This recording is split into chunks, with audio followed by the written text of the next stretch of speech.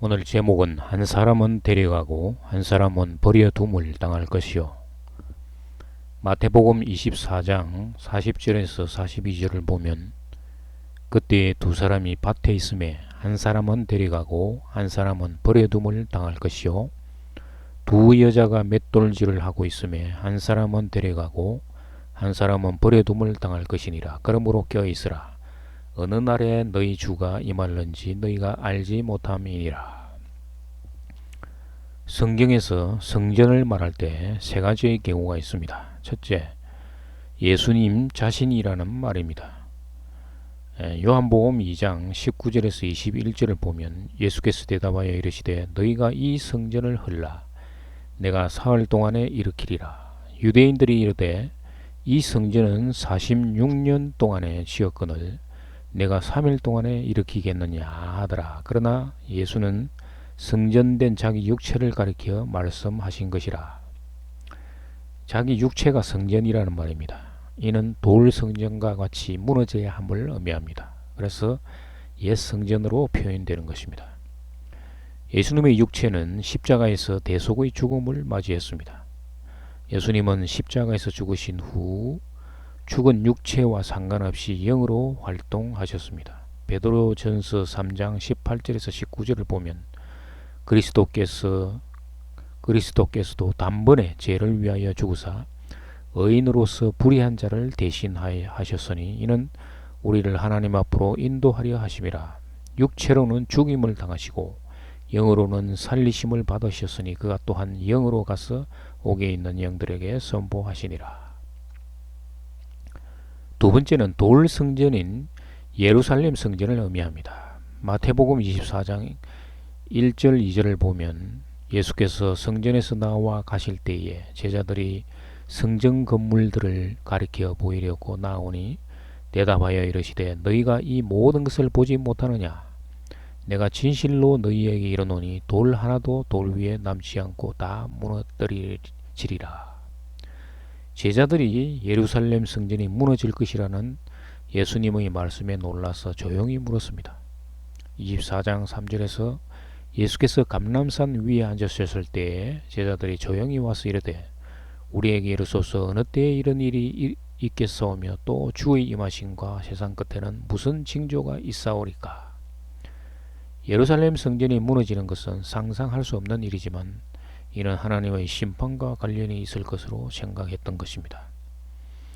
누가복음 21장 21절 22절을 보면 너희가 예루살렘이 군대들에게 에워싸이는 것을 보거든 그 멸망이 가까운 줄을 알라. 그때에 유대에 있는 자들은 산으로 도망갈 것이며 성내에 있는 자들은 나갈 것이며 촌에 있는 자들은 그리로 들어가지 말지어다. 이 날들은 기록된 모든 것을 이루는 징벌의 날이니라 라고 말을 하므로 이는 곧 로마 군대가 예루살렘의 성전을 공격할 것인데 미리 다른 곳으로 도망가라는 말씀입니다. 실제로 AD 70년경에 그 일이 일어났습니다.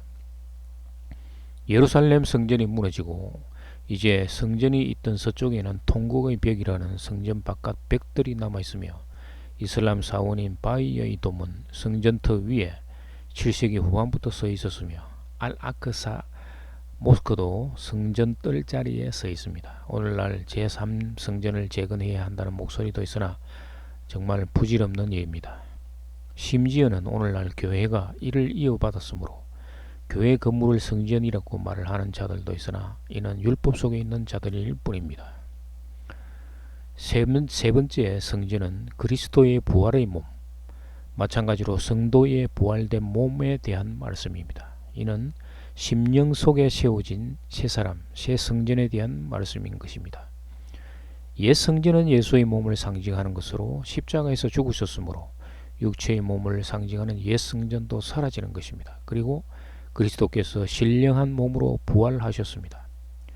십자가에서 죽으신 예수의 몸은 옛 성전에 해당되며 이미 파괴되어 사라졌습니다. 그리고 부활하신 그리스도의 몸은 새 성전으로서 그리스도 안에서 성도가 그 몸을 이어받는 것입니다. 로마서 6장 5절에서 만일 우리가 그의 죽으심과 같은 모양으로 연합된 자가 되었으면 또한 그의 부활과 같은 모양으로 연합된 자도 되리라. 마태복음 24장 3절에서 제자들이 주의 임하심 파로시아스과 세상 끝에는 쉰텔레이아스 무슨 징조가 있사오리까 라고 예수께 질문했는데, 이 파로시아는 재림이 아니라 성도의 심령 속으로 하나님이 임재하시는 것을 의미하는 것입니다. 쉰텔레이아스 투 아이오노스는 세대의 완성을 의미하는 것입니다. 파루시안 임마누엘이 되었을 때 세상 구원의 완성이 된다는 것입니다.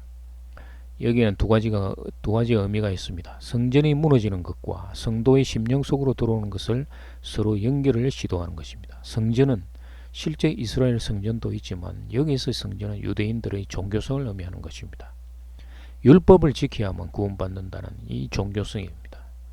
이것을 하나님이 무너뜨리는 것입니다. 종교심이 왜 생기는가 하면 거짓 선지자, 바리새인들, 서기관들 때문인 것입니다. 이제 성전은 율법 속의 성전이 아니라 심령 속의 성전이 되어야 함을 말하는 것입니다.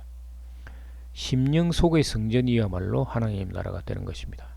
고린도전서 6장 19절 너희 몸은 너희가 하나님께로부터 받은 바 너희 가운데 계신 성령의 전인 줄을 알지 못하느냐. 너희는 너희 자신의 것이 아니라. 여기서 몸은 하늘로부터 받은 영의 몸으로서 새 성전을 의미하는 것입니다. 영의 몸은 어디에 있는가? 골로새서 3장 3절 4절에서 이는 너희가 죽었고 너희 생명이 그리스도와 함께 하나님 안에 감추어졌음이라. 우리 생명이 그리스도께서 나타나실 그때에 너희도 그와 함께 영광 중에 나타나리라. 이 심령 속의 하나님 나라, 영의 몸은 부모로부터 받은 육체 속에 있는 것이 아니라는 말씀입니다. 육체 속에 갇힌 영은 죽은 영입니다. 그러나 하나님은 예수의 죽음과 연합된 자, 곧 성도의 영을 그리스도 부활과 함께 죽은 자 가운데서 살리시고 영의 몸을 입혀 주셨습니다. 그리스도와 함께 부활한 영은 성부와 그리스도 안에서 성령으로 하나가 되는 것입니다. 심령 속의 새 성전에 대해서 많은 비유가 있습니다. 열처녀의 비유와 같이 지혜로운 처녀는 혼인잔치에 들어가고 미련한 다섯 처녀는 들어가지 못합니다. 그때 두 사람이 밭에 있음에 한 사람은 데려가고 한 사람은 버려둠을 당할 것이요 두 여자가 맷돌질을 하고 있으며 한 사람은 데려가고 한 사람은 버려둠을 당할 것이니라. 데려감을 당하는 사람은 죽은 자 가운데서 살리심을 받는 영이 되는 것입니다. 부활 생명을 가진 영은 하나님 나라로 데려가는 것입니다. 맷돌질하는 두 여자에서 맷돌질은 떡을 만드는 일입니다. 여자는 하나님을 떠난 자를 상징하는데 부활 생명인 영생의 떡을 얻는 여자는 하나님 나라로, 세상의 떡을 얻는 여자는 세상에 그대로 남아있다는 말입니다.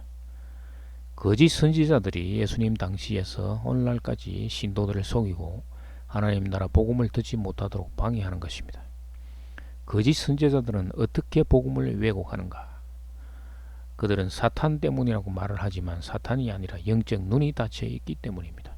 율법주의, 인본주의, 신비주의, 곧 영지주의에 사로잡혀 있는 자가 거짓 선지자들입니다.